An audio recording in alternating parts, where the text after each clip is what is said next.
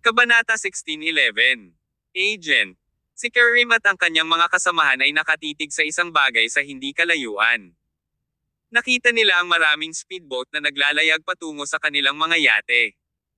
Nang ang mga bangkang iyon ay 200 metro ang layo mula sa kanilang mga yate, narinig nila ang putok ng baril. Habang lumilipad ang mga bala patungo sa kanila, libu-libong butas ng bala ang lumitaw sa mga mamahaling yate.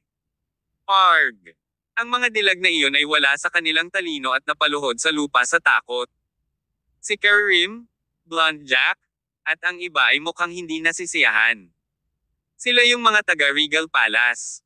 Ang bandila ng Regal Palace na may logo ng Nine Claws Golden Dragon ay lumilipad sa pinakaharap na flagpole sa barko sa malapitan. Ang watawat ay kumikislap sa hangin. Isang speedboat ang sumugod patungo sa kanilang yate sa pinakamabilis na bilis.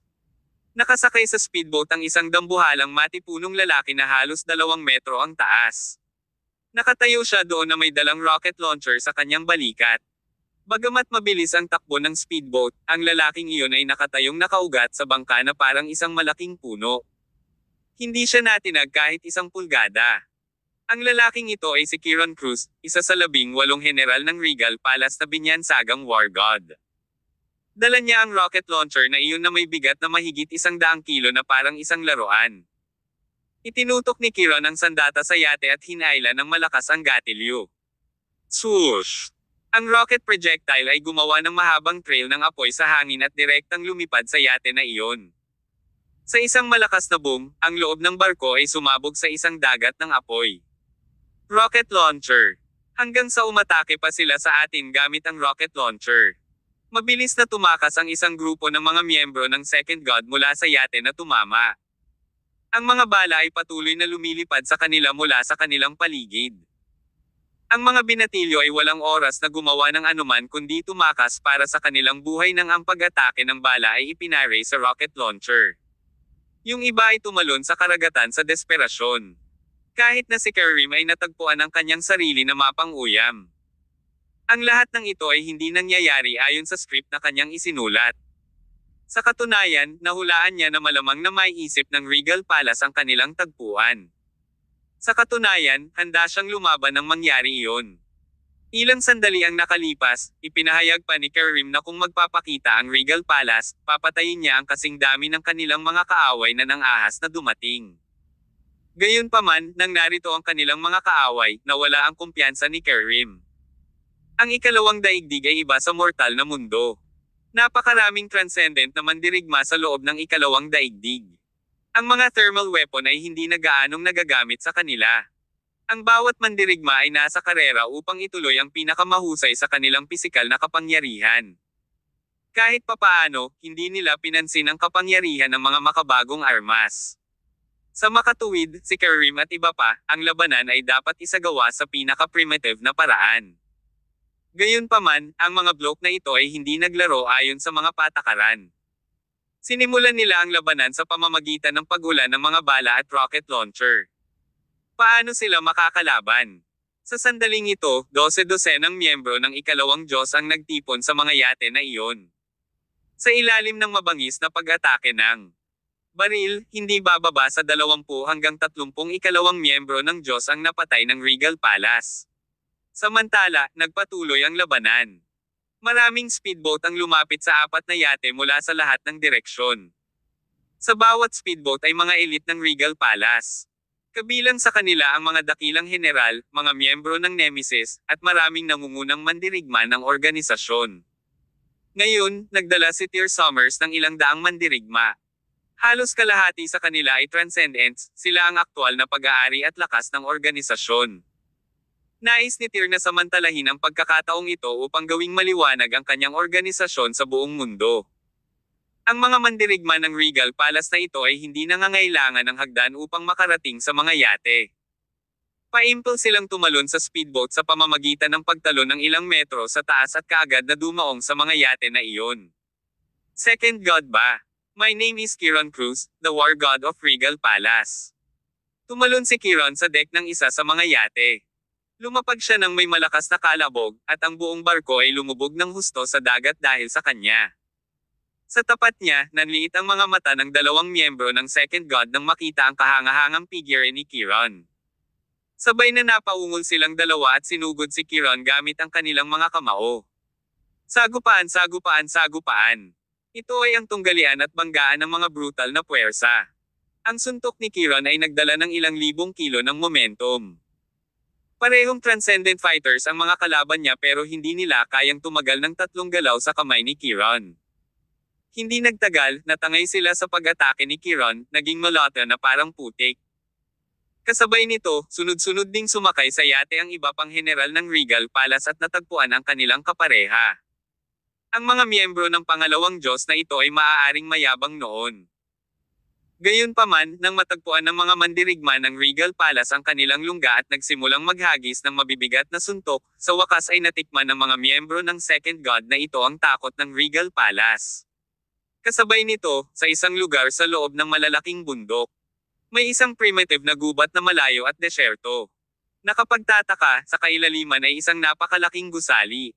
Ang gusaling ito ay ang punong tanggapan ng agent. Ang panlabas ng gusali ay mukhang medyo kakaiba. Ito ay parang isang napakalaking kalasag. Sa harap ng tarangkahan ng gusaling ito ay may isang kalasag, at sa ibaba ng kalasag ay isang simbolo ng dalawang espada na tumatawid sa isa't isa. Nakipag-ugnayan ang organisasyong ito sa Six Doors at sa Dragon Squad mula sa Celestial Empire. Ang mga organisasyong ito ay ipinanganak mula sa Transcendent World at nagsilbi sa gobyerno. Ang tungkulin ng mga organisasyong ito ay upang mapanatili ang balanse sa pagitan ng transcendent na mundo at ng mortal na mundo. Sa oras na ito, sa conference room ng Agent Headquarters, isang babaeng may pixie blonde na gupit ang nakatanggap ng tawag sa telepono. Ang kanyang pangalan ay Marie. Siya ang taong namamahala sa Agent Departamento ng Katalinuhan. Noon lang, nakatanggap siya ng tawag mula sa mga awtoridad ng Mexi. Nang matanggap ang tawag, nagbago ang ekspresyon ng mukha ni Marie. Ano ito? Galit na nagmura si Marie at pinagsabihan ang kausap na opisyal ng Mexi sa telepono. Nahanap na ng Regal Palace ang lokasyon ng Second God. Inagaw nila ang kontrol sa Port Veracruz para maglunsad ng pag-atake sa kanila. Bakit ngayon mo lang sinabi sa amin dahil alam mo na ang tungkol dito matagal na ang nakalipas? Ang opisyal ng Mexi ay hindi sinubukang iwasan ang anuman. Sa halip, direktang sinaway niya ito, Miss Marie. Alam mo ang kabigatan ng bagay na ito. Kung ikaw sa akin, gagawin mo rin iyon. Maging Regal Palace man o ang Second World, hindi natin kayang masaktan ang dalawa dahil ito ang mangguna sa malaking problema kapag na-offend natin ang isa sa kanila. Please calm down, Miss Marie. Naipaalam na namin sa iyo ang balitang ito. Now, how this matter should be handled next to Agent.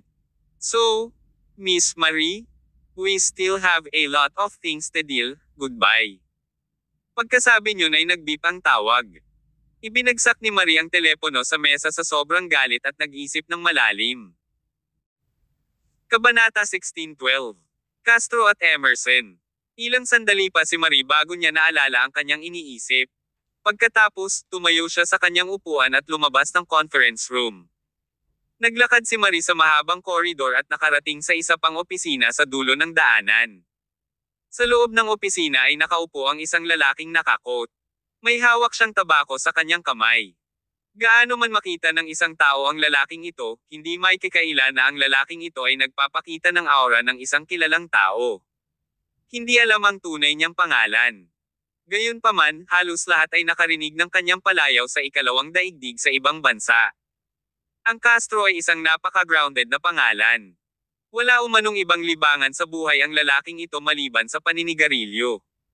Hindi niya kayang magkaroon ng tabako sa kanyang kamay kahit saglit. Iyon ay kung paano niya nakuha ang kanyang palayaw. Maaaring hindi maganda ang palayaw ni Castro, ngunit siya ang tunay na amo ng agent. Nagtamasa siya ng mataas na posisyon at awtoridad sa organisasyon. Chief, may nangyaring masama. Nalaman na ng Regal Palace ang lokasyon ng Second God. Nasa Port Veracruz sila ngayon.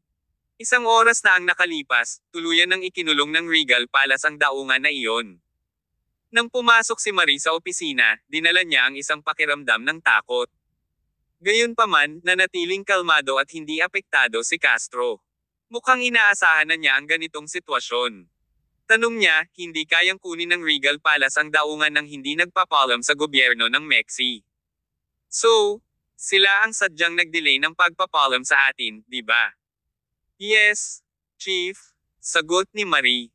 Ang mga miyembro ng ikalawang Diyos ay mga inapo ng mga kilalang pamilya sa ikalawang daigdig. Kung malubhang nasugatan sila ng Regal Palace sa Port Veracruz, maaaring nasa panganib ang kanilang buhay. Kung napakarami sa kanila ang namatay sa insidenteng ito, natatakot ako na maaari nating hindi sumagot sa ikalawang mundo. Pinaikit ni Castro ang kanyang mga mata at humajejek. So, Marie, sa tingin mo rin ba naglalaro ng apoy ang mga second god brats na iyon? Na hindi sila pwedeng maging kalaban ng Regal Palace.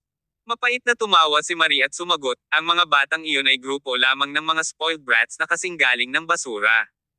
Paano sila magiging kalaban ng Regal Palace? Hindi ba natin malinaw kung ano ang ginawa ng organisasyong iyon sa mga nakaraang taon? Maging ang agent ay natatakot sa kanila kahit na ang mga big shot na iyon mula sa Second World ay maaaring hindi magkaroon ng higit na kamay kapag nakikipag-usap sa kanila ng personal, pabayaan ang isang grupo ng mga juniors. Gumamit sila ng mga kasuklam-suklam na paraan para makalusot sa Regal Palace nang hindi nila alam. Akala ng mga brats na ito ay maaari nilang sirain ang kanilang target. Wala silang ideya kung gaano kakilakilabot ang aktwal na lakas ng organisasyong iyon. Huminga ng malalim si Castro ng tabako sa kanyang kamay at sinabing, kaya Marie, kailangan mong tandaan na kailangang managot sa kanilang mga aksyon. Kunin mo si Emerson para sa akin. Oo, Chief. Tumalikod na si Marie at lumabas ng opisina. Pagkalipas ng 5 minuto, pumasok sa pintuan ang isang may balbas na lalaki na nakakot na may medalyon sa kanyang balikat. Chief, gusto mo ba akong makita? Pumasok si Emerson at umupo. Pagkatapos ay humingi siya kay Castro ng bagong import na Cuban cigar. Inihagis ni Castro ang isang tabako kay Emerson at sinabing, hindi ka ba makakabili ng mag-isa? Kailangan mo bang kunin ang mga ito mula sa akin sa bawat oras? Ngumiti si Emerson at sinindihan ang tabako bago sumagot, mas authentic ang sayo. Kanina pa ako pinuntahan ni Marie, parang nagpanik. May nangyari ba sa pangalawang Diyos? Sinabi ko ito sa simula. Naglalaro ng apoy ang mga brats na yan. Kapag alam nating target nila ang Regal Palace, dapat pinigilan natin sila noon. No. Umiling si Castro. This is not exactly a bad thing. Though the Second World has retired behind the scenes for years, their operations never stop. Maraming mga organisasyon ang matagal nang nakapasok sa iba't ibang lugar sa mortal world. Dapat noon pa man ay sinuway na natin ang kanilang kay-abangan. Ito ang perpektong pagkakataon para sugpuin natin sila sa pamamagitan ng kamay ng Regal Palace. Tanong ni Emerson, so, ano ang sitwasyon ngayon? Paliwanag ni Castro, ang pangalawang Diyos ay napapalibutan ng Regal Palace sa Port Veracruz. Ang posibilidad ay laban sa kanila. Biglang naging solemn si Emerson. Kailangan mo ba akong magdala ng team doon? Umiling si Castro at nagpaliwanag, hindi na kailangan. Huli na ang lahat. Makakapunta ka na sa Heavenly Elsland. Sige. Tumayo si Emerson sa kanyang kinauupuan. Isang bakas ng kawalan ng kakayahan ang sumilay sa kanyang mukha. Kung hindi naman kailangan ang trip na ito, ayoko talagang ma-involve sa grupo ng mga agresibo na iyan. Lumabas ng opisina si Emerson pagkatapos noon. Naiwan si Castro na nakaupo mag-isa sa kanyang opisina. Kumuha siya ng ilang malalalim na buga ng tabako sa kanyang kamay. Nang masunog niya ang halos kalahati ng tabako sa kanyang kamay, sa wakas ay kinuha niya ang landline na telepono sa tabi niya at nag-dial ng serye ng mga numero. Nang sagutin ang tawag, isang medyo malalim at mahinang boses ang nagmula sa kabilang linya. Castro, may nangyaring masama para tawagan mo ako ng personal. Oo nga. This is something bad. Ngumiti si Castro at nagpaliwanag, Thanatos, dapat alam mo kung ano ang napagdesisyonan ng 22 puwersa sa arbitration meeting laban sa Regal Palace, di ba? I do, sagot ni Thanatos sa telepono. Ang Arbitration Council ay nagkakaisang nagpasya sa huli na walang mga organisasyon mula sa Celestial Empire ang dapat payagang sumali sa Second World. Dahil sila ay naging isang transcendent na organisasyon, dapat silang bumalik sa Celestial Empire. May isang self-contained na sinaunang martial arts community doon. Hehe. Tumawa si Castro. Kayo ay racist pa rin bilang malupit, ngunit sa palagay ko ay wala ring intensyon ang Regal Palace na manatili dito. Mayroon akong masamang balita para sa inyo. Ang pangalawang henerasyong miyembro ng Thanatos Order, si Kerim, ay nakipag-ugnayan sa isang grupo ng mga bata sa pangalawang henerasyon mula sa ikalawang daigdig na gumawa ng gulo sa Regal Palace noong nakaraan, sila ay napapaligiran ngayon. Kaya, mas mabuting maging handa kayo sa mga posibilidad na ang inyong mga anak ay mapuksa ng Regal Palace. Natahimik sandali si Thanatos bago siya malamig na sumagot, wala silang alam kung anong klase ng mga bola para hilahin iyon. Sino ba ang tinutukoy mo? Tanong ni Castro. Ikalawang Diyos o Regal Palace? Kung ikalawang Diyos ang pinag-uusapan mo, masasabi kong may pananagutan ka na mali ka. Matapang sila. Nangyari ito noong nagdaraos kayo ng arbitration meeting. Ang mga batang iyon ay nakipag-ugnayan na sa maraming internasyonal na puwersa at naghahanap ng gulo kasama ang Regal Palace sa bawat pagliko. Ngayon, pinagalitan nila ang organisasyon. Kanina lang, personal na pinangunahan ng Palace Master ng Regal Palace ang kanyang koponan para lipulin ang lahat ng mga internasyonal na organisasyon na nakipagtulungan sa pangalawang Diyos. Sino sa mga miyembro ng Regal Palace ang hindi umakyat sa bundok ng mga bangkay? Kailangan kong sabihin na ang mga batang iyon ay walang takot. Kung Regal Palace ang pinag-uusapan, lalo ka pang naliligaw. Sinadya ni Castro na huminto ng 2 segundo bago siya nagpatuloy, huwag mong ipagpalagay na hindi nila hawakan ang iyong ikalawang mundo. Kahit na ikaw, ang mga lumang bagay, ay personal na pumunta sa larangan ng digmaan, lalabanan kanila ng pareho, pabayaan ang isang grupo ng mga teenager. Kabanata 16:13. Isang dugo. Napakataas ng opinyon ni Castro sa Regal Palace dahil sa agent ay palaging binibigyang pansin ang sitwasyon sa internasyonal na antas. Dahil sa kaso, alam ni Castro kung ano ang eksaktong naranasan ng organisasyong iyon sa paglipas ng mga taon, kung anong uri ng organisasyon ito, kung anong uri ng katangian ang taglay ng mga miyembro nito, at kung ano ang kanilang mga pamamaraan. Sa madaling salita, medyo malinaw kay Castro tungkol sa mga kakayahan ng mga taong ito mula sa Regal Palace. Natahimik si Thanatos sa kabilang dulo ng telepono. Pagpapatuloy ni Castro, gagawin ng agent ang lahat ng aming makakaya upang makipag-ayos sa Regal Palace. Ipapahayag din natin ang saloobin ng ikalawang daigdig sa kanila. Kung tungkol sa resulta ng negosasyon, hindi ko masabi ngayon. Well, si Kerim ang piling tao ng kabataang henerasyon na nililinang ng iyong organisasyon ay maaari mo nang simulan ang paghahanda para sa kanyang libing. Pagkasabi noon ay pinutol na ni Castro ang usapan at ibinaba ang telepono. Ang araw ay ganap na lumubog sa abot tanaw. Gabi na noon, at matagal nang nakita ng Port Veracruz ang malaking pagdanak ng dugo. 3 sa 4 na yate ang nasusunog. Ang isa sa mga barko ay lumubog sa ilalim ng dagat. Ilang 12-dosenang miyembro ng Second God ang transcendent na mga mandirigma, ngunit tila sila ay napaka-vulnerable sa harap ng grupong ito ng mga pervert mula sa Regal Palace. Kaya, halos kalahati ng kanilang mga kapantay ay lumubog sa ilalim ng dagat. Maging ang mga dilag na inimbitahan ng pangalawang Diyos para magsaya ay hindi nakaligtas sa sakuna. Bago dumating si Tyr Summers ngayon, mahigpit ang utos niya. Ang lahat ng naruroon sa party, kahit sino sila at paano sila nasangkot sa pangalawang Diyos, hanggat nandoon sila, sila ay kanilang mga kaaway. Sa isa sa mga yate, 3 sermon ng pangalawang Diyos ang nagsusuot ng mga seryosong ekspresyon habang nakatitig sila sa isang lalaking nakasuot ng maskarang bakal at nakasuot ng mga kuko na bakal. Sa wakas ay tila natakot sila. Kanina, ang Iron Mask, Don Quixote, at iba pa ay nagsagawa ng pagpatay sa yate. Ang mga bloke na ito ay nagpakita ng kanilang lakas sa pakikipaglaban at tinuruan ang mga walang batas na brats na ito kung ano ang ibig sabihin ng aktwal na takot. Sa kapangyarihang taglay nila, maaari silang ituring na makapangyarihang mandirigma kahit sa loob ng ikalawang daigdig. Lumayo ka sa akin. Kami ay kabilang sa pamilya Rosedale. Kung maglakas loob kang gumawa ng hakbang laban sa amin, ang aming pamilya ay hindi ka patatawarin, pagbabante ng isa sa mga binata na may malutong na boses. Kung kaya nilang ibalik ang oras at magkaroon ng isa pang pagkakataong makapagdesisyon, hindi na sana sila nadala at sumunod sa pangunguna ng pagkamalupit ni Kerim, upang pukawin ang Regal Palace. Rosedale. Marahang binibigkas ng Iron Mask ang pangalang ito at nagtanong, palagay ko narinig ko na ang tungkol sa pamilyang ito. Oy!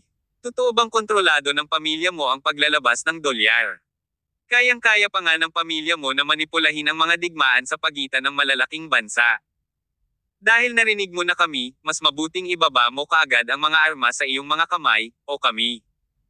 Bago natapos ang sasabihin ng binata, nakita niyang biglang sumulpot sa harapan niya si Iron Mask. Inalis ng lalaking iyon ang kanyang bakal na kuko at agad na natanggal ang isang malaking tipak ng kalamnan mula sa leeg ng binatang iyon. Tinakpin ng binata ang kanyang leeg gamit ang kanyang mga kamay. Pagkatapos, bumagsak siya sa lupa na may matinding pag-aatubili at baka sa kanyang mukha ang sakit. Arg! Napahiyaw sa takot ang dalawang kabataang katabi niya. Samantala, humakbang pasulong si Don Quixote gamit ang kanyang espada at binasag ang isa nilang ulo. Kaya, ang isa pang binata ay bumagsak at naparalisa sa lugar dahil sa takot. Humph! You have offended my regal palace. Kailangan mong mamatay kahit saang pamilya ka nanggaling. Sa kabilang banda, winawagayway ni Jermaine Leonard ang golden deck ng poker card sa kanyang kamay.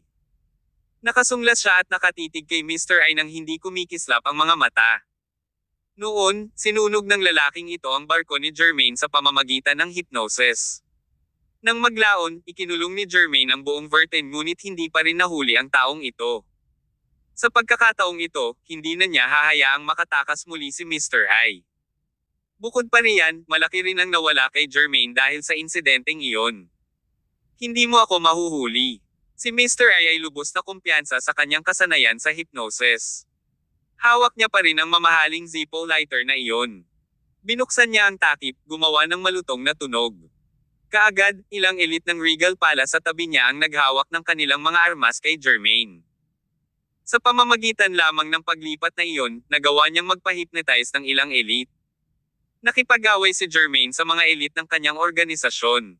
Samantala, si Mr. I ay nagsuot ng mahinang ngiti. Nasabi ko na sayo na hindi mo ako mahuhuli. Kung gugustuhin ko, kaya kong i-hypnotize mo kayong lahat. Gayunpaman, si Jermaine, na nakikipag-away sa isa, ay biglang tumigil sa paggalaw. Malaking pagbabago ang ekspresyon sa ekspresyon ni Mr. I. Anong nangyayari? Tumawa si Jermaine na parang kinukutya ang payaso. Inilabas niya ang isang earbud sa tenga niya at nagtanong, "Anak, kung tama ang hula ko, ang iyong hypnotic na pamamaraan ay na-activate ng tunog, tama? Maaari mo pa bang i-hypnotize kaming lahat ng may nakasaksak sa aming mga tenga?" Ito. May bakas ng kaba sa mukha ni Mr. I. May iba siyang gustong gawin, ngunit ang mga poker card ay nakuha na mula sa mga kamay ni Jermaine. Arg! Sinaksak ng isa sa mga poker card ang palso ni Mr. I na matigas na nakahawak sa lighter. Ito ay gumana tulad ng isang matalim na kutsilyo. Naputol ang kalahati ng mga baraha sa kanyang palso, at siya ay dumudugo na parang baboy. Ang kanyang lighter ay nahulog sa lupa na may kalabog. Tumalikod si Mr. I at gustong tumalon sa dagat para tumakas para sa kanyang buhay, ngunit sumugod si Jermaine at hinawakan siya. You cannot run away from me.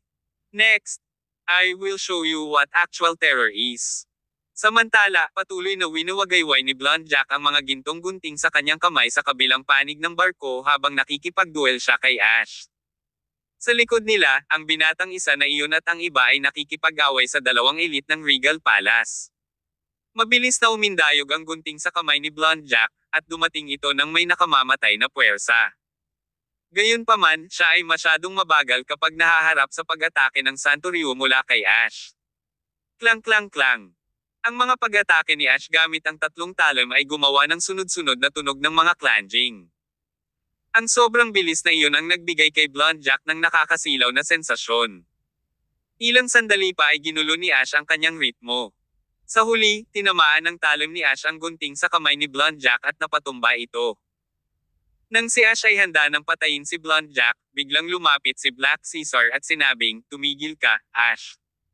Hayaan mo akong hawakan ang grupo ng mga bata na ito." Hindi namamalayan ni Ash ang talon sa kanyang kamay at umatras sa gilid. Umakyat si Black Caesar, na naka-trench coat. Ang malakas na simoy ng dagat ay umiihip na parang mga talon na tumatawa sa kanyang mukha. Tanong niya, "Ikaw, kayo siguro ang salarin na sumisira sa Caesar Mercenary Corps ko, di ba?" Nagpipigil ng hininga si Blonde Jack at ang iba pang nasa tapat niya. Isang bakas ng gulat ang tuluyang lumitaw sa kanilang mga puso nang harapin nila ang Mercenary Emperor. Kabanata 16:14. Ang blade na pumapatay. Sinabi ni Black Caesar, "Relax. Pinadala mo ang mga kaibigan ko sa kanilang pagkamatay dati. Ngayon, kailangan kong ibalik ang mga pabor at ipadala kayong lahat sa kamatayan." Dahil doon, pumakbang pasulong si Black Caesar. Subconsciously sinubukan din siyang suntukin ng binata na may singsing sa ilong. Nakalulungkot, agad siyang napaatras ng suntok ni Black Caesar. Ang pagsabog na iyon ay nakabali ng hindi bababa sa kalahati ng mga buto sa loob ng kanyang katawan. Sa oras na ito, may katulad na nangyayari sa bawat yate. Ang mga dakilang general ng Regal Palace ay kusang binugbog ang mga miyembro ng ikalawang Diyos. Sa pinakamarangyang deck ng yate, nawala ang uri ng kumpiyansa ni Kerim sa simula. Nakatayo lang siya doon at itinoon ang tingin sa yate sa tapat niya. Ang kanyang ekspresyon ay kakilakilabot, lalo na ang kakilakilabot na peklat sa kanyang mukha na nagbigay ng pakiramdam ng galit. Ang mas takot na takot ang isang lalaki, mas lalo niya itong tatakpan ng nakakatakot na ekspresyon. Sa sandaling ito, walang tiwala sa sarili si Kerim. Sa malaking barkong iyon sa tapat ng yate, nakatayo si Tyr Summer sa unahan sa deck. Sinamahan siya ng 5 hari. "Anak, ikaw ba ang pinuno ng ikalawang Diyos?" Nakangiting mapaglaro si Tyr habang nakatitig kay Kerim sa ibaba niya. Sa sandaling ito, siya ay tila isang makapangyarihang Diyos na tumitingin sa lahat ng nilalang. "Ikaw ba ang nagsimula ng larong ito laban sa aming Regal Palace?" Pumadjejek si Kerim at sinabing, "Ang pangalan ko ay Kerim. Nagmula ako sa Thanatos Order of the Second World. Ikaw si Tyr, ang Palace Master ng Regal Palace, tama ba?" Habang nagsasalita siya, tiningnan ni Kerim ang patuloy na labanan sa kanyang paligid. Nakarinig siya ng malungkot na hiyawan mula sa mga miyembro ng Second God. Pagkatapos, nagbabala si Kerim, "Tyr, alam mo ba kung ano ang iyong ginagawa ngayon? Lahat ng mga taong ito ay mga inapo ng dakilang pamilya sa ikalawang daigdig. Ngayon, ang iyong Regal Palace ay naglakas loob na tretuhin kami ng walang awa, sasagutin mo ang nakatutuwang paghihiganti mula sa aming ikalawang mundo mamaya." Ha. Si Tyr at ang mga haring nakatayo sa likuran niya ay hindi napigil ang tumawa ng malakas. Humakbang pasulong si Juan Yates at nanunuya, "Anak, napakawalang muwang mo. Ang isang batang kasing edad mo ay dapat maglaan ng mas maraming oras sa iyong pag-aaral. Kung ang ikalawang daigdig ay dumating para sagipin ka, hindi nila kami pinayagang i-lock ang buong daungan mula sa paghinto. Isa pa, gusto kong magbahagi ng isang sikreto sa iyo kahit na narito ngayon ang namamahala sa iyong ikalawang mundo, ang iyong pinuno ay kailangang lumuhad ngayon, pati na ang mga brats na tulad mo. Ang laki ng bibig mo."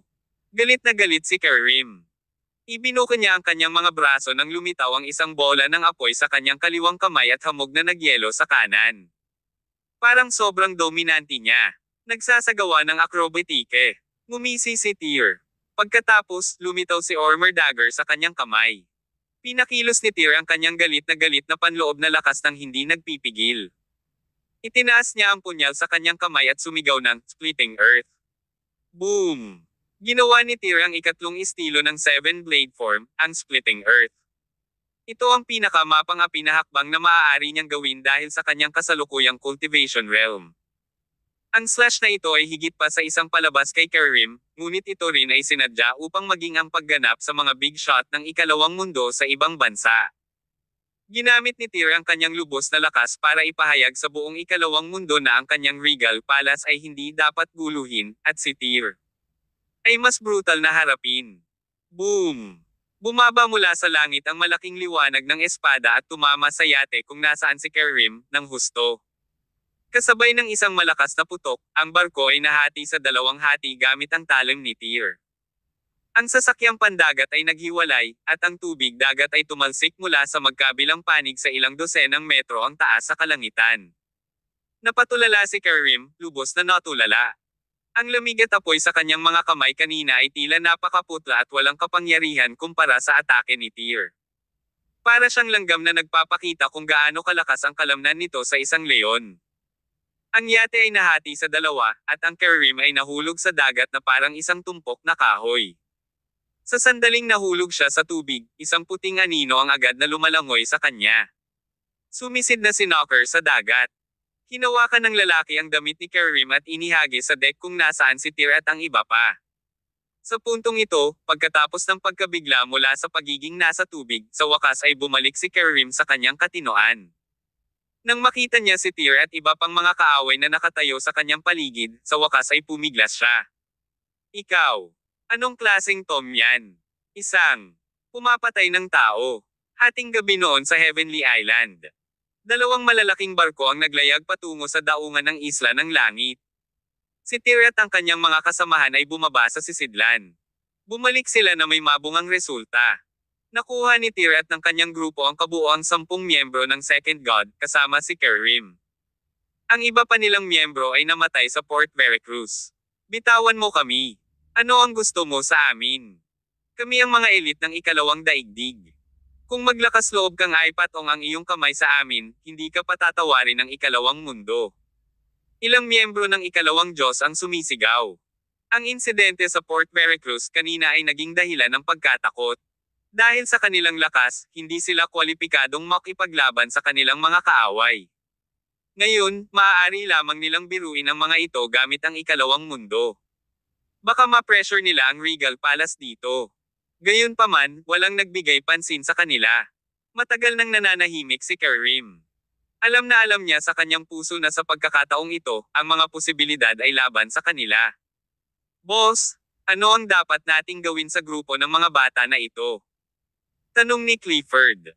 Hinawakan ni Tyr ang kanyang baba gamit ang kanyang kamay at sinabing, "Bayon mo na si Nemesis." Dapat ay interesado sa kanila ang mga pervert na iyon.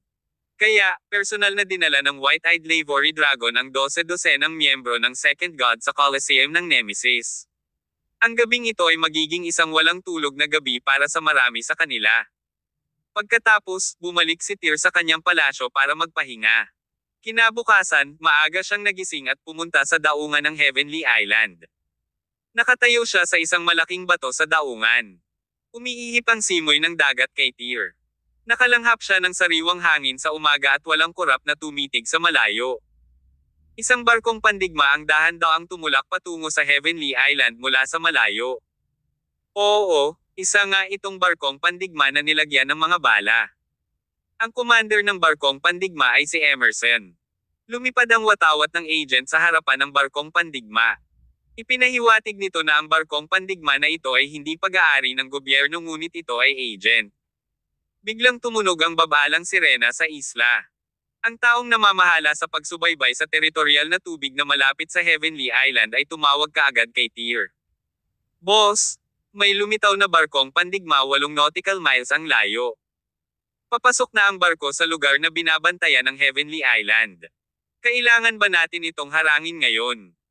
Ang Heavenly Island ay hindi lamang nagtataglay ng isang grupo ng mga pervert na may pambihirang lakas sa pakikipaglaban, ngunit mayroon din silang sistema ng pagtatanggol sa missile. Ngumiti si Tyr at sumagot, "Okay lang. Hindi natin kaaway ang bisita." Pagkasabi nun ay bumaba si Tyr sa malaking bato at naglakad papunta sa daungan.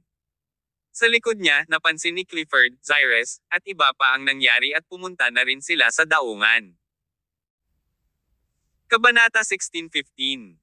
Unanimous veto. Yung agent. Nang makita ni Clifford ang logo ng agent sa barkong pandigma na iyon, napabuntong hininga siya. Hanggang makarating sila dito sakay ng barkong pandigma. Hindi sila pupunta dito ng payapa.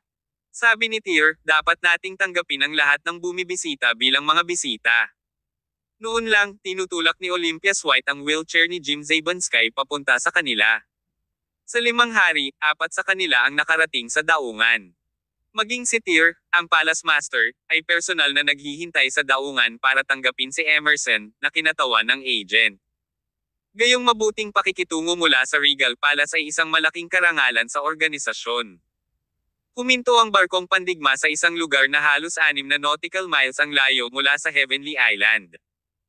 Ang barko ay hindi nakapasok sa teritoryo ng tubig ng Heavenly Island, at ang naturang aksyon ay isang uri ng paggalang sa Regal Palace. Siyempre, dumating si Emerson sa isang barkong pandigma. Iyon ay upang ipahayag kay Tyr at sa iba pa na hindi sila dumating nang hindi handa sa pagkakataong ito. Matapos huminto ang barkong pandigma, isang speedboat ang ibinaba sa dagat mula sa barko. Sumakay si Emerson sa speedboat papunta sa isla.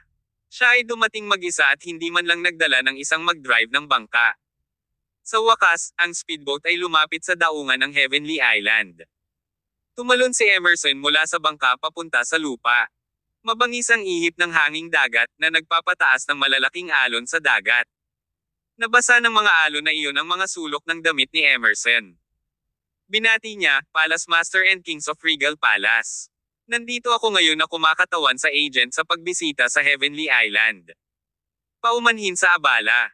Kahit na tinamasa ni Emerson ang mataas na posisyon sa agent ay medyo magalang pa rin siya sa harap ni Tyr at sa mga kaedad niya.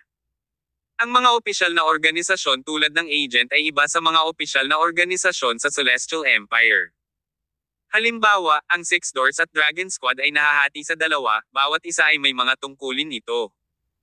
Ang 6 na pintuan ay inatasan sa pagharap sa mga gawain ng komunidad ng martial arts, habang ang Dragon Squad ay nakatarget sa sinaunang martial arts world. Gayunpaman, ang ibang mga organisasyon ay hindi masyadong malinaw na nahahati, maging ito ay agent. Hindi mahalaga kung ang madilim na mundo o ang ikalawang daigdig ang nagtamasa ng mas mataas na katayuan. Sila ang may pananagutan sa pagharap sa dalawa. Dahil dito, dahil ang Regal Palace ang numero 1 organisasyon sa Reign, ang agent ay walang alinlangan na alam nila. Sa kasalukuyan, dahil ang Regal Palace ay naging transcendent na organisasyon, ang bawat impormasyon sa kanila ay nasa database ng agent sa loob ng ilang panahon. Naglakad si Tyr at nakipagkamay kay Emerson. Bati niya, syempre, kahit sino ang pumunta dito na agent is welcome in Heavenly Island. How should I address you? Emerson, sagot ng lalaki. Maaari mong isipin ako bilang isang diplomat ng agent. Hello, pasok ka sa loob. Ito ang unang pagkakataong bumisita si Emerson sa punong tanggapan ng Regal Palace sa Heavenly Island. Sa ilalim ng pagtanggap ni Tyr, sinundan ni Emerson si Tyr at ang iba pa sa isa sa mga gusali sa isla. Habang nasa daan, curious na tumingin si Emerson sa paligid. Siya ay may isang matagal na ngiti sa kanyang mukha sa buong oras. Pagkapasok ng lahat sa building at pag-upo ay dumiretso na si Tyr sa punto.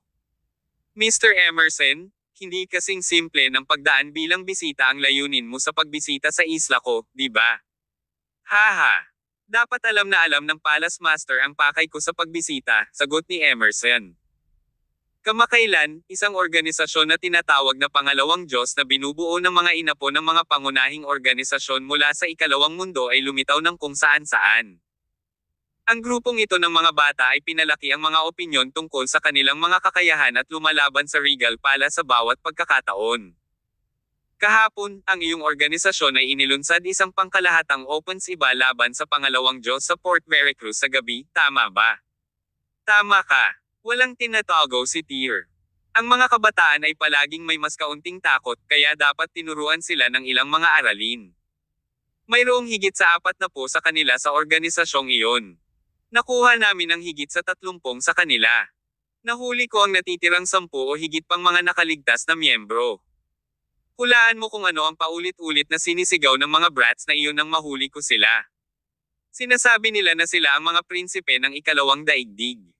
Kung maglakas loob tayong gumawa ng hakbang laban sa kanila, ang ikalawang daigdig ay hindi magliligtas sa aking Regal Palace. Hahaha. Sa puntong ito, biglang humagalpak ng tawa si Tyr. Samantala, natawa rin sa gilid sina Clifford, Juan Yates, at iba pa. Ang kanilang mga tibok ng pagtawa ay pinalabis. Parang pinipilit nilang tumawa bilang palabas para kay Emerson. Habang nagtatawanan si Tyr at ang kanyang grupo ay mukhang hiyang-hiya si Emerson. Sa sandaling ito, halo-halong damdamin ang nararamdaman niya dahil hindi siya sigurado kung dapat ba siyang tumugon sa pamamagitan ng pagtawa o pag-iyak. Maya-maya ay biglang tumigil sa pagtawa si Tyr at ang iba pa.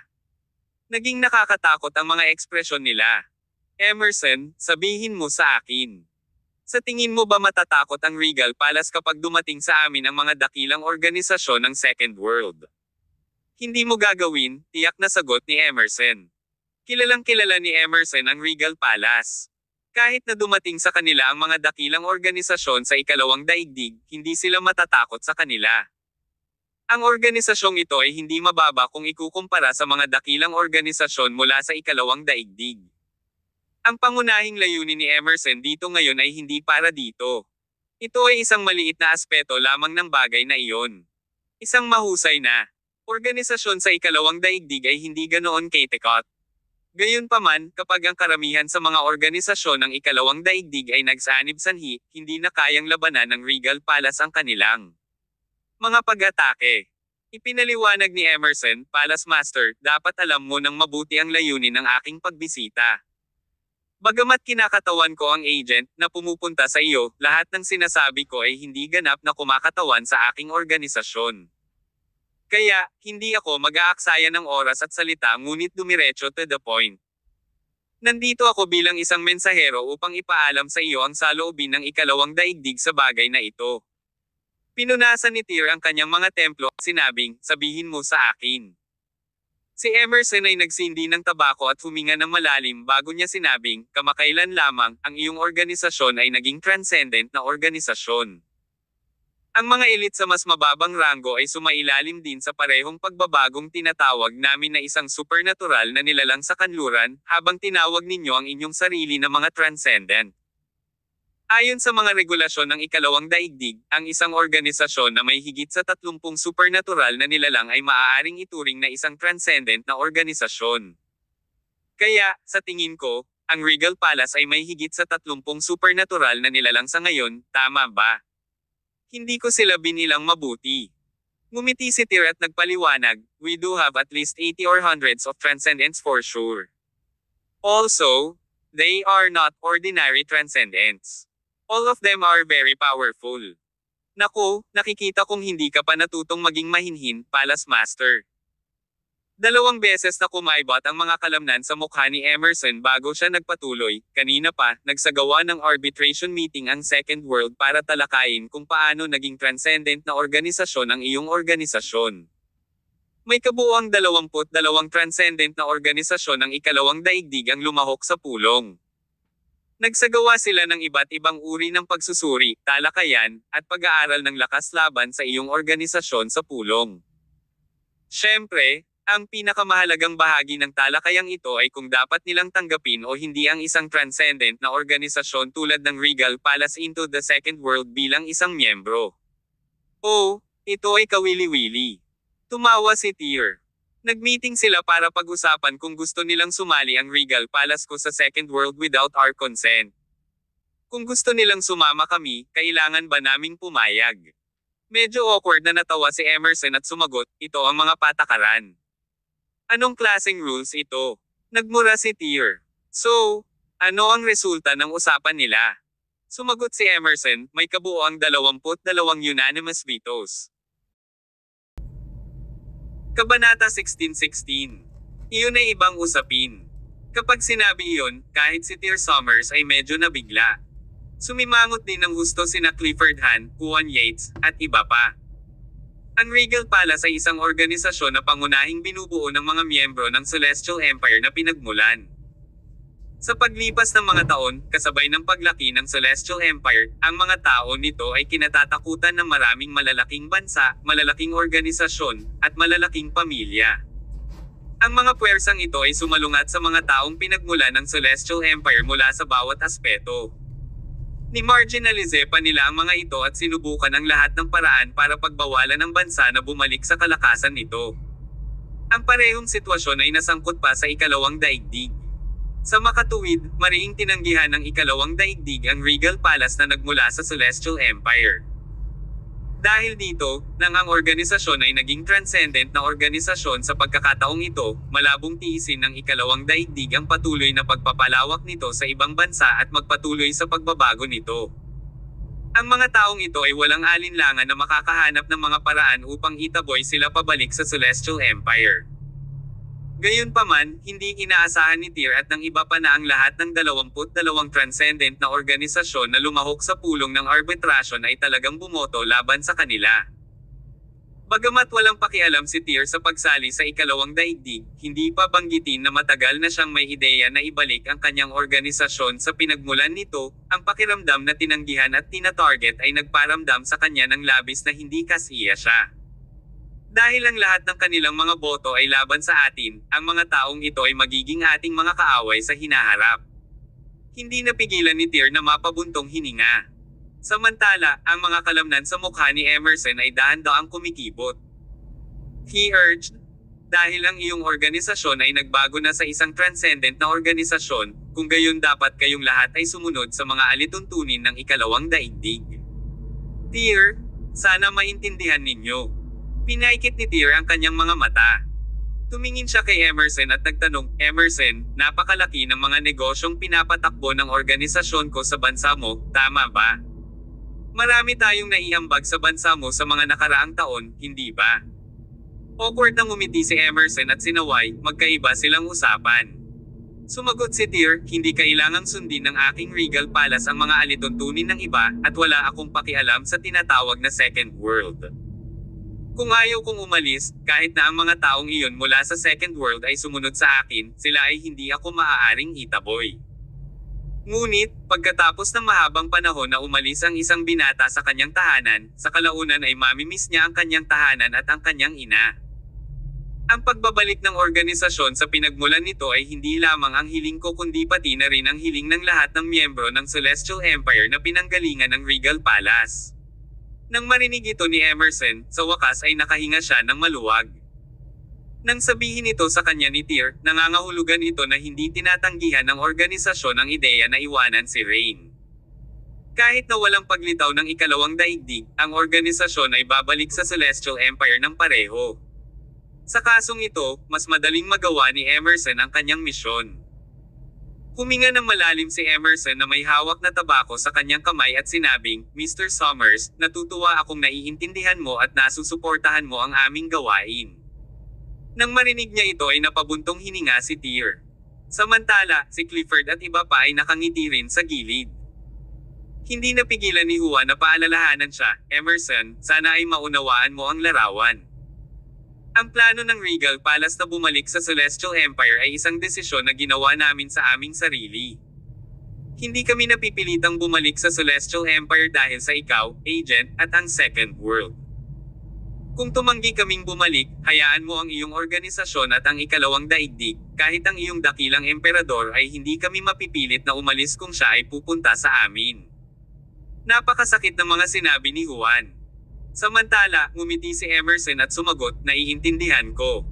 Nakipaglaro si Tyr kay Juan. Iniba niya ang paksa at sinabing, pagdating ng panahon, pakisabi sa mga taong iyon sa ikalawang daigdig na ang pangyayaring ito ay maaalalahanin ng aking Regal Palace. Kumunot ang noo ni Emerson habang nagmamadaling nagpapayo, Palace Master, kailangan bang maging seryoso? Nako, kailangan man o hindi, malinaw na alam mo ang sagot sa puso mo. Nang dumating ang mga bagay sa puntong ito, ibinaba ni Tyr ang kanyang pagiging magalang. Kahit ano paman, ang aking Regal Palace ay tiyak na babalik sa Celestial Empire.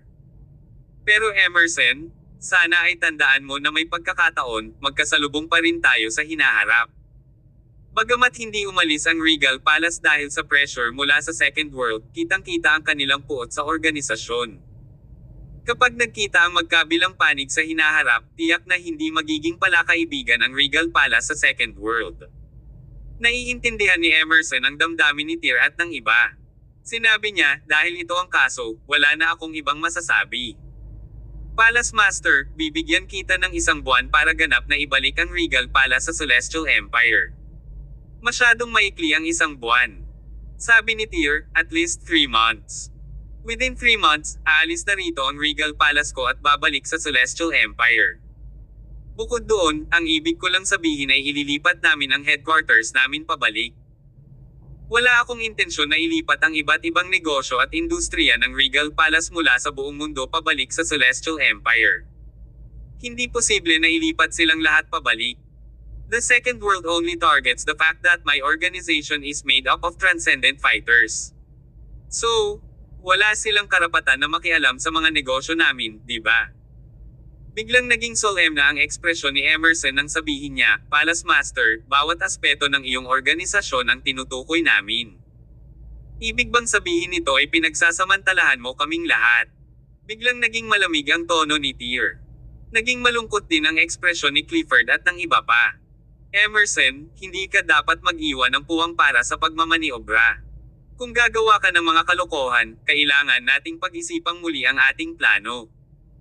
Ang mga kalamnan sa mukha ni Emerson ay kumikibot ng husto habang sinasabi, Palace Master, mangyaring bigyan ako ng kalahating oras. Pagkasabi nun ay tumayo na siya sa kinauupuan at naglakad palabas ng building. Ang lalaki ay lumabas upang tumawag sa kanyang mga superior at naghihintay ng karagdagang mga tagubilin. Pagkaalis ng ahente sa silid, nagpalitan ng tingin sina Tyr, Clifford, at iba pa, bawat isa ay may nasa isip. Just spill what's on your mind. We are brothers. There is no need to hold back like this, sabay sabi ni Tyr nang mapansin niyang may gustong sabihin ang mga kaibigan. Tumawa si Clifford. Actually, wala naman masyado. Kaya lang pagkatapos naming manatili sa Rain ng ganoon katagal, medyo hindi kami komportableng bumalik sa kawalan. Humalaklak si Tyr. Hindi ito ang katapusan ngunit isang bagong simula. Mayroon akong ideya na kailangan ninyong lahat na sumang-ayon sa akin. Nagtawanan at nanunukso si Clifford at ang iba pa. Boss, ikaw ang namamahala sa buong Regal Palace. Since when you have to discuss things with US? Tumigil ka. Pinandilatan ni Tyr ang mga tao bago siya nagpatuloy, ang ating organisasyon ay umunlad lamang sa yugtong ito dahil lahat tayo ay nagbuhos ng dugo at nagbuwis ng ating buhay upang patatagin ang imperyo sa daan. Sa ngayon, ang Regal Palace ay nahaharap sa isang malaking pagbabago. Ang pagbabago mula sa isang ordinaryong organisasyon tungo sa isang transcendent na organisasyon. Tanong ni Clifford. Meron pa. Paliwanag ni Tyr, kahit papaano ay may pakiramdam ako na pagkatapos nating bumalik sa Celestial Empire, ang ating organisasyon ay sasailalim sa isang malaking pagbabago. Dahil tayo ay magbabago, kailangan nating ganap na magbago. Magbagong anyo ng ganap. Naguguluhan silang tumingin kay Tyr. Boss, what exactly do you mean? Can you say it clearly, please? Nagkibit balikat si Tyr at nagpaliwanag, nararamdaman ko lang na hindi ko maintindihan ang sarili ko. Nataranta ang mga tao sa paliwanag ni Tyr. Kabanata 16-17. Nawasak. Ang mga taong ito ay kilala si Tyr Summer sa loob ng maraming taon. Sa lahat ng ito, palagi niyang nagagawa ang mga bagay ng mabilis at mahusay. Hindi nakagat ng dila ang lalaking ito gaya ng ginagawa niya ngayon. Sa wakas ay nagsawa na ang mainitin na ulong Olympias White sa inaste ni Tyr. She cursed, Tyr, can you spill your guts? Why are you behaving? You are creeping me out. Pinandilatan ni Tyr si Olympias at binatukan, bakit ka ba nagmamadali? Duwag ka na ba? Binigyan ni Olympias ng masamang tingin si Tyr. Paliwanag ni Tyr, medyo simple lang ang ideya ko. Marami akong napagdaanan sa Celestial Empire sa paglipas ng mga taon. Hindi ko talaga maintindihan ang sinaunang martial arts world, pero may kaunting alam ako. Kapag bumalik ang Regal Palace natin sa Celestial Empire, tiyak na kailangan nating itakda ang sinaunang martial arts world bilang ating target. Dahil gusto nating mag-transform sa isang transcendent na organisasyon, dapat tayong magbago ng buo. Sa hinaharap, sa palagay ko, dapat nating ihinto ang pakikialam sa mga aspeto ng negosyo ng organisasyon. Paano kung ibigay natin ang mga negosyong iyon sa Autumn Field Group ng aking asawa? Kapag tayo maging isang transcendent na organisasyon sa sinaunang martial arts world, wala na tayong lakas para pangalagaan ang mga business section. Pagkasabi niya noon, tumahimik ang lahat ng hari. Nang makitang may mali sa sitwasyon, nagmamadaling sinabi ni Tyr, casual ko lang itong sinasabi. Kung ayaw ninyong gawin ito, kalimutan natin ang sinabi ko. Ha ha ha ha. Maya-maya pa'y nagtawanan ang lahat. Kahit si Jim Zabenski, na laging nananatiling kalmado, ay hindi napigil ang tumawa. Sa tingin nyo ba ito ay nakakatawa? Biglang naramdaman ni Tyr na para siyang clown. Sagot ni Clifford, Boss, totoo na ibang-iba ang mga lalaking may asawa. Sabik ka bang ibigay ang lahat ng kapangyarihan mo sa asawa mo? Huwag kang mag-alala. Iyon na ang buong Regal Palace. Gagawin namin ang lahat ng nasa isip mo. Oo, sumasang-ayon ako. Sumasang-ayon ako. Sumasang-ayon din ako. Takot ang amo natin sa asawa niya. Hindi natin siya pahihirapan. Naina si Tyr sa mga sinabi nitong mga lalaki na halos gusto na niyang baligtarin ang mesa. He protested.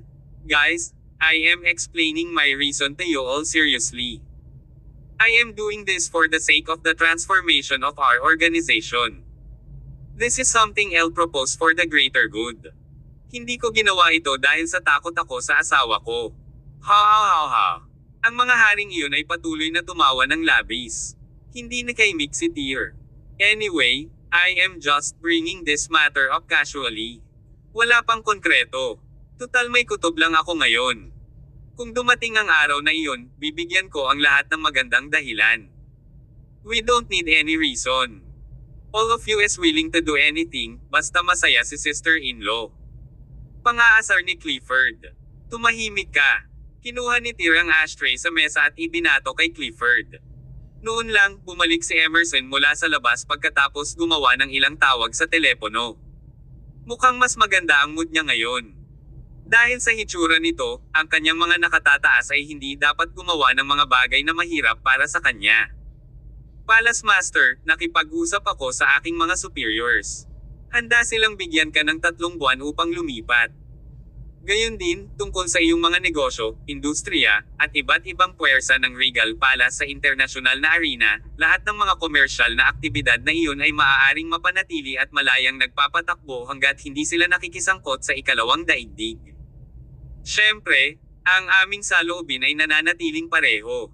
Talagang sinusuportahan namin ang anumang uri ng legal na negosyo, ngunit ilegal at bawal ang mga negosyong walang batas. Tumawa si Tyr. Ang aking organisasyon ay nagpapatakbo lamang ng isang legal na negosyo. Alam na alam mo iyon. Hinding-hindi tayo makisangkot sa negosyong lumalabag sa batas. Pagkasabi noon, ipinatong ni Tyr ang kamay sa balikat ni Emerson at bumulong ng ilang salita sa kanya sa mahinang boses. Matapos marinig ang ibinulong ni Tyr, tumawa si Emerson.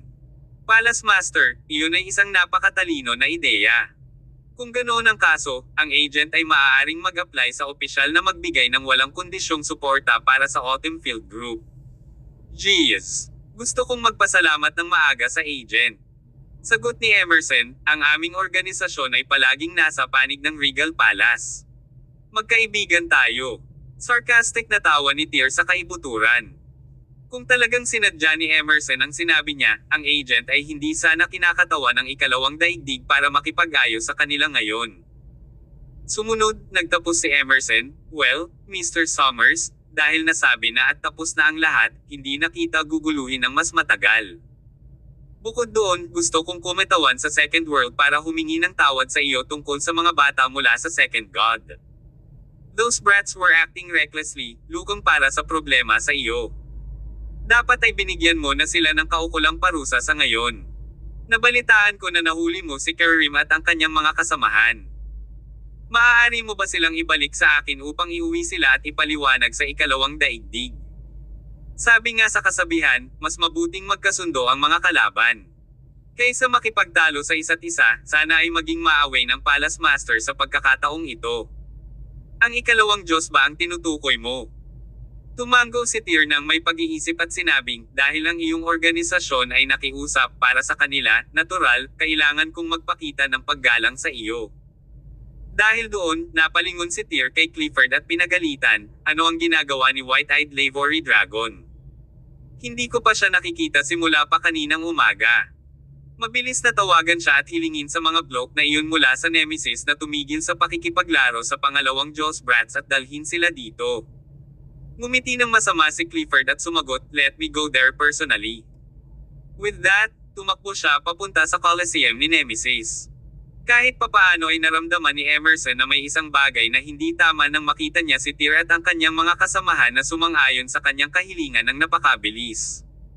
Makalipas ang halos 20 minuto, binuhat ng grupo ng mga miyembro ni Nemesis si Kerim at ang iba pa na parang mga patay na aso patungo sa silid. Boss, 6 na lang sila. Yung iba hindi nakarating. Ang boss ng Nemesis, White-Eyed Ivory Dragon, ay nagulat. Naglakad siya papunta kay Tyr na may tono ng paghingi ng tawad. Di ba sabi ko sa inyo huwag kayong masyadong magpakahirap sa kanila? Paano umabot sa ganito? Nagapoy si Tyr, at sinipa niya ang White-Eyed Lavery Dragon. Pagkatapos, naglakad siya papunta kay Kerim at sa iba pa. Kahapon, nang ipadala sila sa Heavenly Elsland, si Kerim at iba pa ay nagsasalita pa rin ng mayabang. Sinabi nila na sila ang mga elite ng ikalawang daigdig, at ang Regal Palace ay hindi maglalakas loob na hawakan sila. Gayunpaman, ang mga taong ito ay kumikilos ng maayos ngayon. Hindi. Maaaring hindi ang, ang tumpak na termino. Ang lahat sa kanila ay nagkaroon ng mental meltdowns. Sila ay bumagsak. Naglakad si Tyr papunta kay Kerim at sa iba pa. Napalunok siya nang makita niya ang mapurol nilang mga mukha at mga sugatang katawan. Dude, tingnan mo, ito.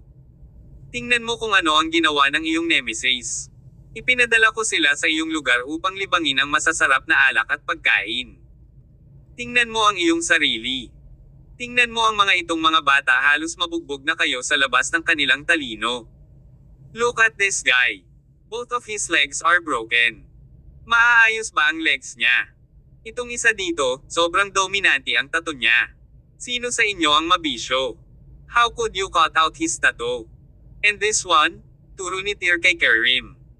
Isang maliit na kilos lang mula sa kanya ay napangiwi si Kerim sa takot. Nanginginig ang buong katawan niya. Nasisiraan na ang batang ito. Wasak, wasak na wasak. Kabanata 16:18. Ang katapusan ng isang panahon. Sa oras na ito, tila labis na labis ang ekspresyon ni Tyr.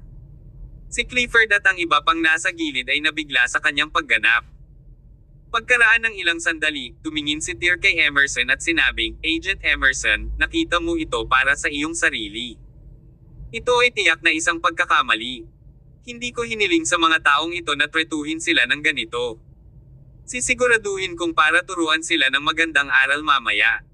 Ang mga kalamnan sa mukha ni Emerson ay nanginginig ng ilang beses ng marahas. Kung pinahihintulutan ng mga pangyayari, talagang gusto niyang bigyan ng ilang sipa ang lalaking ito. Maaari ka bang maging mas bongga? Sinabi ng ahente, ayos lang, Palace Master. Maaari mo nang iwasan ang iyong pagiging mapagpanggap. Hindi ko gaanong kilala ang mga batang ito, ni hindi tayo magkarelasyon. Aalisin ko na sila ngayon. Sapat na para sa atin ang magbigay ng isang paliwanag sa organisasyon at sa Second World kung gaano sila pinahirapan ay walang kinalaman sa akin. Oh, biglang napatigil si Tyr na mukhang distressed. Baka sa mukha niya ang nakakahiyang ngiti. Nakita mo sa pamamagitan ko. Hindi nakaimik si Emerson.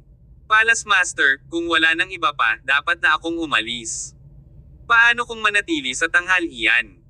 Inimbitahan ni Tyr. Umiling si Emerson at tumanggi. I am good. By the way, to minimize the undesirable impact, hindi ako nakarating dito sa barko ko. Sumakay ako ng speedboat mag-isa. Can I'll trouble you to send two staff to help me carry these guys to my ship? Walang problema. Tumingin si Tyr kay Matthew Collins at sa iba pa. Pagkatapos, ang mga bloke na ito ay muling binuhat si Kerim at ang iba pa na parang mga patay na aso. I will not see you out then. Take care, Agent Emerson. Please feel welcome to come back again. Magalang na pinaalis ni Tyr si Emerson. Tumawa si Emerson. Hindi ko akalain na pupunta ako sa Celestial Empire. Oo, tama ka. Malapit nang lumipat ang Regal Palace sa Celestial Empire. Pagkaalis ni Emerson, magkasamang umupo si Tyr at ang limang hari sa silid at muling tumahimik. Boss, kailangan na ba nating bumalik sa Celestial Empire? Tanong ni Clifford Han. Sumagot si Tyr, sa palagay mo ba ay mayroon tayong ibang mga pagpipilian ngayon dahil lamang sa pagiging magalang sa atin ng lalaking iyon mula sa agent? Ang totoo, hindi tayo kayang tiisin ng agent ngayon ng Second World. Clifford gritted his teeth and vowed coldly, balang araw, babayaran sila ng aking Regal Palace para dito. Naglakad si Tyr papunta kay Clifford. Pagkatapos ay tinapik niya ang balikat ni Clifford at ipinaliwanag sa kanya, natatag ang Regal Palace dahil lahat tayong magkakapatid ay lumaban ng sama-sama sa Reign. Napakaraming dugo at luha ang nabuhos natin. Alam kong lahat kayo ay ayaw talagang umalis, ngunit ito ay pansamantala lamang. Ang sinaunang martial arts world sa Celestial Empire ay hindi mas mababa sa Second World. Ang ating mga ugat ay sa Celestial Empire. Magtulungan tayo ng higit pa, mga kapatid. Kapag tayo ay makapangyarihan, maaari nating maabot ang mas mataas na rurok sa mundo. Sa panahong iyon, walang lugar na hindi tayo maaaring mapunta sa ilalim ng langit, at sino pa ang maglalakas loob na itaboy tayo tulad ngayon. Ang pag-alis ngayon ay minarkahan ang ating pagbabalik para bukas. Sa panahong iyon, babalik tayo bilang mga hari. Sa puntong ito, hindi na nagsalita pa si Tyr. Samantala, bahagyang namula ang mga mata ng 5 hari. Alam na alam nila kung ano talaga ang kahulugan ng insidenteng ito para sa Regal Palace. Nangangahulugan ito ng katapusan ng isang panahon, ngunit nangangahulugan din ito ng simula ng isang bagong panahon. Boss, kung ano ang iminungkahi mo ngayon, lalo na tungkol sa pagtanggal ng mga aspeto ng negosyo ng Regal Palace, sa tingin ko ito ay isang bagay na kailangan. Biglang nagsalita si Jim Zablonsky, pagkatapos na maging transcendent na organisasyon ang Regal Palace, ang ating hinaharap na paghahangad ay maaaring maging ganap na iba sa dati.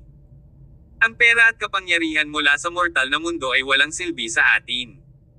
Sa halip, ito ay magiging isang hadlang at pabigat sa amin. Maaari naming iwanan ang lahat ng iyon sa Autumn Field Group. Pumayag ako. Pumayag din ako. Sumasangayon din ako. Pagkatapos magsalita ni Jim, itinaas ng lahat ng hari ang kanilang mga kamay bilang pagsang-ayon. Gayunpaman, sa oras na ito, mahinang ngumiti si Tyr at nagpaliwanag, maaari na nating pag-usapan iyon pagkatapos nito. Hindi tayo malinaw sa sitwasyon ng Celestial Empire pagkatapos nating bumalik sa Celestial Empire. Bukod doon, hindi tayo matitiis ng Second World sa reign.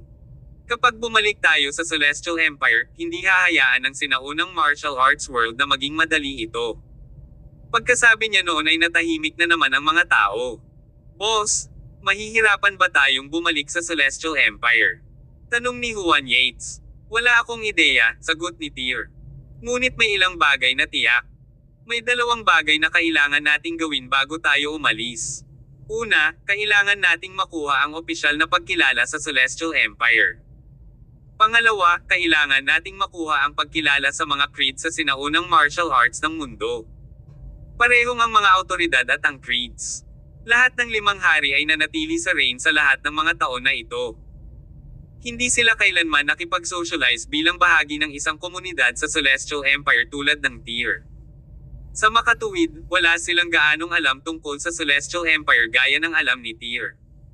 Paliwanag ni Tyr, ang mga autoridad ng Celestial Empire na tinutukoy ko ay 6 doors. Pero, naging transcendent organization tayo kamakailan. Kaya naman, hindi makakatawag si 6 doors, kaya kailangan kong pumunta sa Dragon Squad. Ang Dragon Squad. Sumagot si Tyr, ang Dragon Squad ay kapareho ng agent. Ang pinuno nila ay si Silas Regulus. Noong una, isa siya sa 4 na emperor ng martial arts community sa Celestial Empire. Magkaibigan kami, kaya hindi dapat ang Dragon Squad ay tutulan ang pagbabalik ng ating Regal Palace sa Celestial Empire. Sa kasalukuyan, ang mga creed ay ang pinakamalaking mga pamilya sa sinaunang martial arts world. Kahit na ang pagluklok ng imperial na pamilya sa Celestial Empire ay kailangang pagpasyahan ng mga creed. Sa kasalukuyan, wala akong masyadong alam tungkol sa mga creed. Ito ay medyo mahirap para sa atin, kaya naman gusto kong i-extend nila ang oras hanggang 3 buwan. Sa panahong ito, pag-iisipan ko ang lahat ng paraan para makuha ang kwalipikasyon para sa Regal Palace na makabalik sa bansa.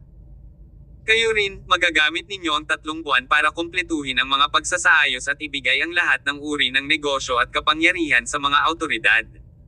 Okay. Lahat ng mga hari ay tumango bilang pagsang-ayon. Wala na silang daan pabalik. Ang pagbabalik ng Regal Palace sa Celestial Empire ay itinakda sa bato. Eto na, medyo mabigat ang paksang ito. Karamihan sa mga nangungunang brasses ng Regal Palace ay nagmula sa Celestial Empire, kaya't palagi nilang inaasam na bumalik sa kanilang pinagmulan. Pagkatapos nilang manatili sa isang lugar ng mahabang panahon, hindi maiiwasang makaramdam sila ng kapit sa lugar na ito. Nang dumating ang araw, bawat isa sa kanila ay nakaramdam ng emosyonal sa kaibuturan. Let's drop the topic. Tumawa si Tyr. Bago tayo bumalik sa Celestial Empire, bakit hindi tayo mag-organize ng isang event at gawin itong Engrandi? Anong klaseng mga pangyayari? Lahat ay nakatingin kay Tyr, nagtataka. Paliwanag ni Tyr, matagal nang hindi nagsasama-sama ang mga miyembro ng Regal Palace. Ang tagal na rin nating hindi nagiinuman at nagpipiestahan. So, why don't we take this opportunity to get together with others? Nagkataon na si Cyrus, isa sa mga general ng Regal Palace natin, ay natagpuan na rin ang kanyang true love. I think that boy Xanthus is an excellent match. Given their age, it's time for them to talk getting married. Dagdag pa, Olympias at Old Zab, matagal na kayong may crush sa isa't isa. Kanina, sa wakas ay nagtapat na kayo sa isa't isa at nagkasama. Ngayon, hayaan mo akong boss mo ang magdesisyon para sa iyo. Kami dapat gumawa ng dayami habang sumisikat ang araw. Pumili tayo ng magandang date at hawakan ang iyong mga kasal. Kabanata 16:19. Hindi ka iiwan ni Tyr.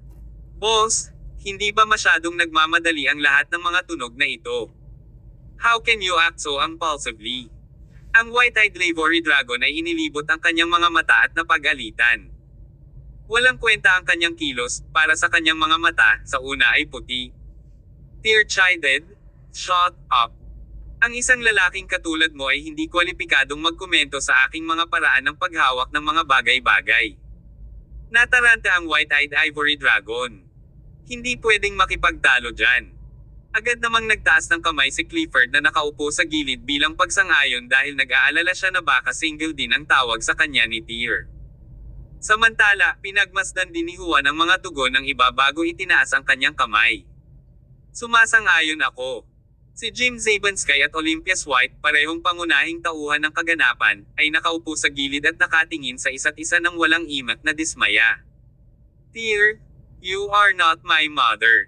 You are not qualified to make the call for my life event. Pinandilatan ni Olympia si Tyr at tinitigan ng masama.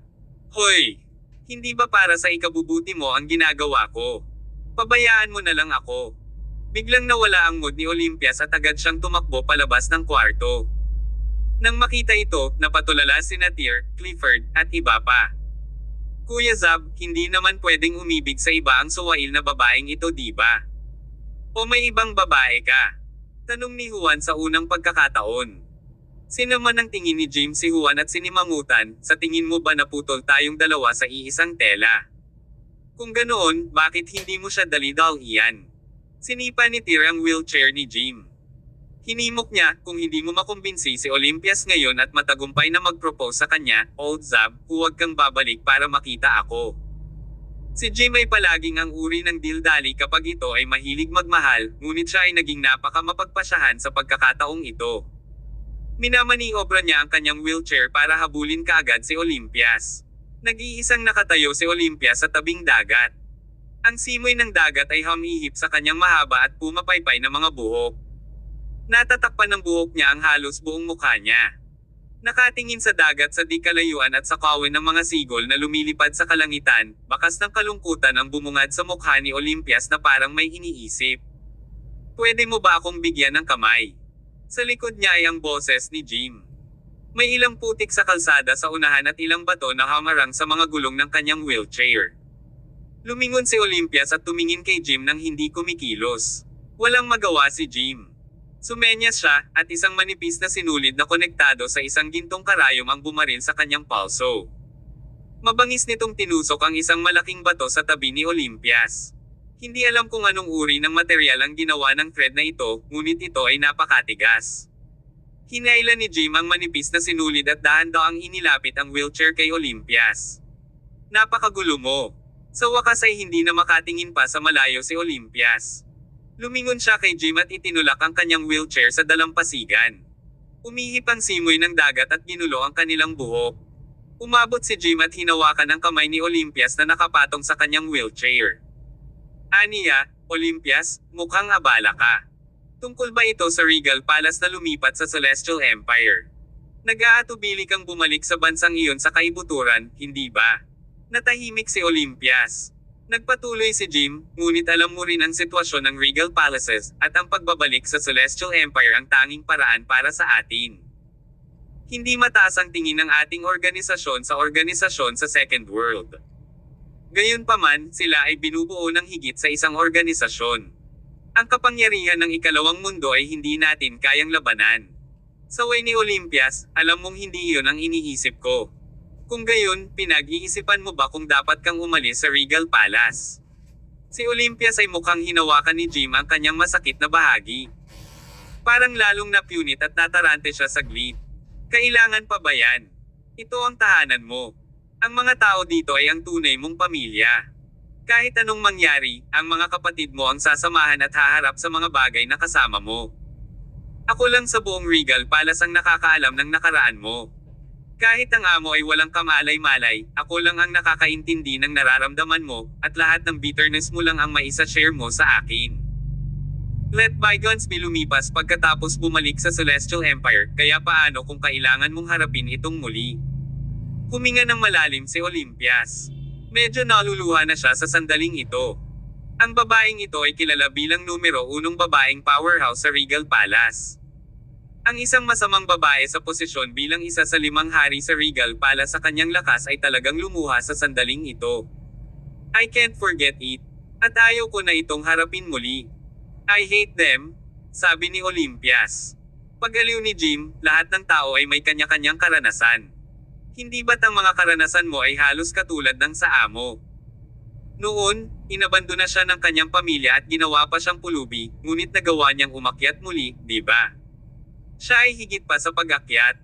Siya rin ang nagkusa na harapin sila at ibalik ang lahat ng dapat na pag-aari niya, at ikaw. Bakit hindi mo magawa iyon?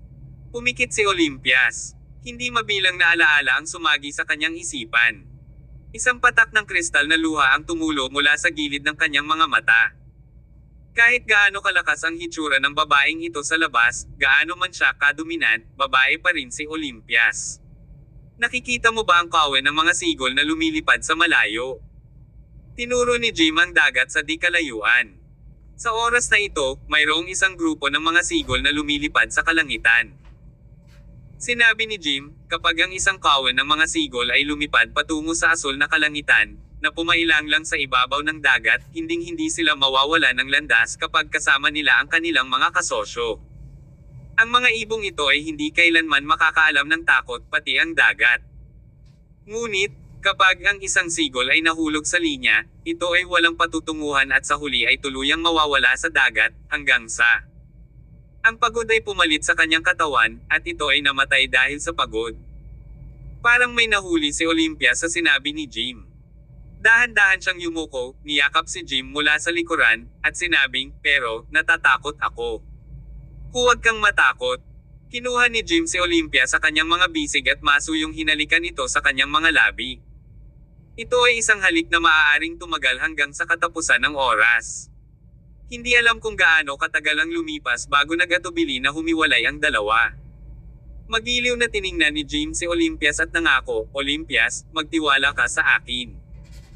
Ano man ang mangyari sa susunod, ano man ang mararanasan natin sa hinaharap, maging bundok man ng kutsilyo o dagat ng apoy, mananatili ako sa iyong tabi, at hinding-hindi ka iiwan. Hinding-hindi mo ako iiwan. Medyo natulala si Olympias. Talaga. I mean it. Si Jim ay nagsuot ng isang solemna at matuwid na ekspresyon. Halos tumunog siya na parang nanunumpa sa Diyos. Dahil malapit na kitang maging asawa. Magagawa nating magtali at tumanda ng magkasama magpakailanman. Haha. Sa wakas ay tumawa si Olympias, na puno ng tamis at kaligayahan ang kanyang pagtawa. Sa sandaling ito, hindi na siya ang dominanteng hari ng Regal Palace mula noon. Siya ay isang babae, isang ordinaryong babae na nawala sa tamis at pagmamahal. Kabanata 1620. Ang Grand Wedding. Maghahalikan na naman sila. Tignan mo, hindi na ba nila ginagawa ulit? Anong sinabi ko sa'yo? Ang matandang Zab ay ligaw sa loob. Maaaring magmukhang seryoso sa labas, pero mas alam niya kung paano mahahanap ang daan sa puso ng isang babae kaysa sa iba. Sa isang lugar na hindi kalayuan, si Tyr Summers at ilang mga kasamahan ay palihim na nagtatago sa likod ng isang malaking puno. Nang makita nilang naghahalikan sina Olympias White at Jim Zabanskay, ang mga tao ay sumabog sa pananabik. Napukaw ng kanilang ingay ang atensyon ni Olympias at Jim. Sa una, malalim ang dalawa sa kanilang mundo, ngunit hindi nila namamalayan na humiwalay sa isa't isa nang marinig ang ingay. Anong ginagawa nyo? Galit na galit si Olympias. Mabangis siyang naglabas ng baril sa kanyang bulsa at pinaputukan sila ng ilang beses.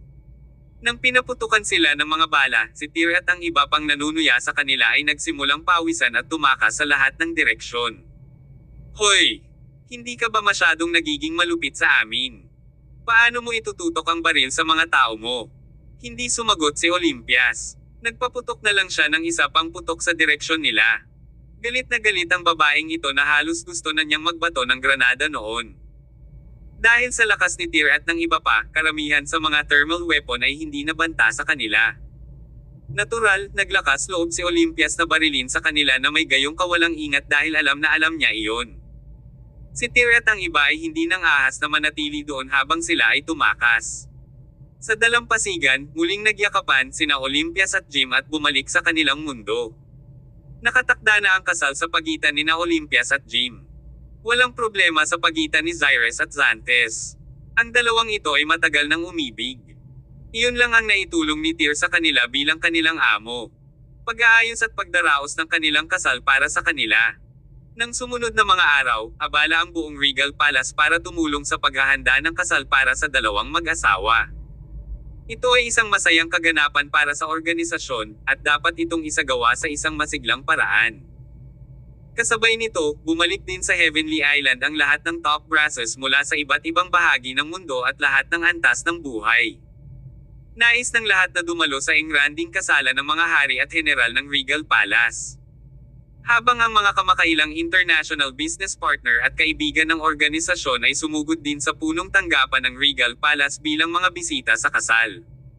Si Achilles, na nanatili sa Con City bilang bodyguard, ay nagmadaling bumalik sa Heavenly Island kasama si Winifred Zia.